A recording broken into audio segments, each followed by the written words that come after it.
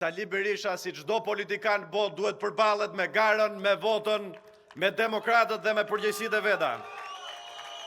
Sepse ne nuk mund lejmë problemin themelor që ka sot Partia Demokratike, që të reduktohet në një strukturë besnikërie ndaj një individit vetëm që nëse ai thot që një personazh është ero, nëse ai thot është tradhtar, nëse ai thot fitues është fitues, nëse ai thot është shumbës, dhe këto mund të ndodhin edhe brenda një dite të vetme.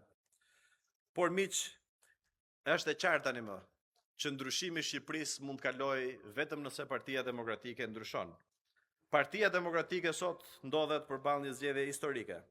Të vazhdojë rrugën e tkurrjes dhe mbylljes siç e kërkon uzurpatori, apo të hap një kapitull të ri, ringritje, modernizimi dhe fitoreje. Ne besojmë se Partia Demokratike vetëm përmes përgjegjësisë, demokracisë, hapjes mund të rikthehet si shumicë qeverisë në vend. Dhe për këtë duhen vendosur disa parime mbi të cila vjen Partia Demokratike në pushtet. Së pari, kryetari ka meritën e fitores, nëse fiton, por edhe përgjegjësinë e humbjes. Kryetari është kandidati natyral për kryeministër dhe mban kryesisht dhe përgjegjësinë kryesore për rezultatin zgjedhor. Ai duhet të ketë një kuotë ekskluzive prej 20% për zgjedhjen e kandidatëve, të gjithë të tjerët duhet të kalojnë në zgjedhje, në primare, që siç e shikoni dhe me miqt që janë bashkë me mua në rresht parë, më të votuarit u përjashtuan, më pak të votuarit u bën deputet, duke kthyer përmbys parimin. Kryetari i Partisë Demokratike duhet të ketë një kufizim prej 2 mandatash për të mos qëndruar i përjetshëm dhe cili do që të vi më pas mos bëj të njëjtën gjë që po bën ky që sillet si pronar i partisë. Së dyti, Partia Demokratike duhet hapet, duhet rikthehet në partinë më të hapur në Shqipëri. 100% duhet propozojmë listat e hapura dhe një sistem zgjedhor ku qytetari e zgjedh deputetin dhe jo ku qytetari të imponohet deputeti nga partia. 80% e kandidatëve duhet të jenë propozuar nga ndarësia dhe 20%, siç e thash më sipër, duhet i lihen kryetarit të partisë për kuotë për profesionistë, intelektual dhe personalitete të rëndësishme me kontribut publik. Nga këta 40% duhet të kenë përfaqësim gratë, 30% rinj dhe 10% përfaqësim për diasporën. Është e pafalshme që Partia Demokratike në takimet që zhvillon e ka moshën mesatare fatkeqësisht plakur, sepse të rinjt janë përjashtuar në çdo cep të Shqipërisë. Partia Demokratike së treti duhet të rikthehet tek boshti i saj ideologjik, te identiteti i jonë i djathtë. Partia Demokratike nuk mund të bëjë vetëm të kundërtën e asaj që bëj qeveria, por duhet të jetë me qëndrime të qarta të djatha. Shqipëria e ka të pamundur dhe nuk e mban dot që të ketë 2 parti të majta që konkurrojnë me njëra tjetrën. Ne duhet kthehemi tek liria individuale, tek prona private, tek ekonomia e tregut lirë, tek familja si themeli i shoqërisë, tek shteti i vogël dhe efektiv, të hapet ndaj të djathës tradicionale dhe të flasim çdo ditë për zgjidhjet e mëdha për familjen në kushtet kur gjithë bota po flet dhe Shqipëria është ndër të parat vende në botë, siç e pat edhe para 2 ditësh, që incentivon ato politika majtiste që në botë kanë probleme dhe të flasin sot. Së katëri, ne do të forconim rolin e forumit rinor të Partisë Demokratike dhe forumit gruas. 220.000 të rinj që votonin për herë të parë nuk shkuan të votojnë në zgjedhjet e fundit politike në Shqipëri. Dhe kjo është sfida më e madhe politike e dekadës për Partinë Demokratike. Të rinj duhet përfaqësojnë 30% listave dhe gratë paktën 40%. Jo fasad, jo dekor, por mundësi dhe përfshirje plot për çdo të ri që vjen në Partinë Demokratike.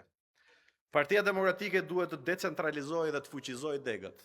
Jo Partia Demokratike qendrore dhe një grush njerëzish aty parazit të marrin para nga degët e Partisë Demokratike, por buxheti që vjen nga buxheti i shtetit duhet të shpërndahet për degët e Partisë Demokratike për ta fuqizuar degën e Partisë Demokratike. Ne së gjashti duhet kthejmë meritokracinë si standard. Partia Demokratike duhet shpërblej rezultatet dhe duhet të ndëshkojë dështimin. Ndërkohë që sot në Partinë Demokratike më të dështuarit promovohen dhe më të suksesshmit ata që fitojnë përjashtohen. Të gjithë duhet të bëjnë një hap pas kur ka rezultate të dobët dhe ta kalojnë stafetën te të tjerë, të cilët kanë më shumë energji, më shumë kontribut, më shumë pëlqyeshmëri nëpër zona. Rezultati më i mirë duhet të jetë baras me rimandatim. Rezultati keq me fundin e karrierës politike në funksionin që ke pas. Ne duhet të japim fund emërimeve klienteliste në Partinë Demokratike. Së shtatëi Partia Demokratike duhet të ndërtojë një strategji komunikimi që ushqen shpresën e qytetarëve dhe jo frikën. Jo vetëm partia e protestës, por partia e alternativës. Së teti, Partia Demokratike duhet bashkojë çdo copës opozitarizmi, qoftë në partitë e tjera që kanë dalë nga Partia Demokratike, apo në partitë të tjera të djatha, apo opozitare të cilat për shkak të qëndrimeve të tyre kundër Edi Ramës kanë gjetur vend në tregun politik në Shqipëri. Sepse pluralizmi nuk është problem, pluralizmi është forcë. Partia Demokratike duhet ta pranojë mendimin ndryshe, debatet e fraksionet si pjesë normale të jetës demokratike dhe duhet të ndërtojë një unitet jo duke përjashtuar, por duke përfshirë, duke bashkëjetuar dhe duke bashkuar gjithë opozitën për të sjellë rotacionin politik. Së nënti Partia Demokratike duhet të japë mbështetje të plot strukturave të drejtësisë, SPAK-ut dhe shtetit të së drejtës. Partia Demokratike nuk mund ta shajë paradite SPAK-un dhe ta mbrojë në darkë apo e kundërta. Dhe po ashtu ne kemi propozuar që Partia Demokratike duhet të jetë lokomotive e integrimit evropian, duke vendosur së pari partneritetin strategjik me Shtetet e Bashkuara të Amerikës si të panegociueshëm. Sepse miq, ne besojmë se Partia Demokratike ka mundësi për të pasur një fytyrë tjetër, një fytyrë përtej konfliktit, një fytyrë përtej përjashtimit, një fytyrë përtej berishizmit, një fytyrë që flet për të ardhmen, një fytyrë që flet për fitoren, një fytyrë që flet për Shqipërinë, sepse e ardhmja nuk fitohet dot duke parë vetëm pas. E ardhmja fitohet duke ndërtuar çdo ditë nga pak dhe duke parë përpara. Dhe përpara nesh qëndron një mision i madh që ne nuk do ta ndalem. Të bashkojmë opozitën, të bashkojmë demokratët, të bashkojmë gjithë ata shqiptarë që duan ndryshim. Shqipëria nuk e mban dot dhe nuk i duhet një opozitë e vogël. Shqipëria ka nevojë për një opozitë të madhe, për një opozitë moderne, gjithëpërfshirëse, një opozitë fituese. Dhe kjo nuk ndërtohet duke mbyllur dyert, ndërtohet duke i hapur ato. Ndërtohet duke dëgjuar, ndërtohet duke respektuar, ndërtohet duke bashkëjetuar. Sepse miqtë e mi e kam thënë që në fillim, kjo nuk është një betejë për posta. Ne i kishim postat, edhe i lam.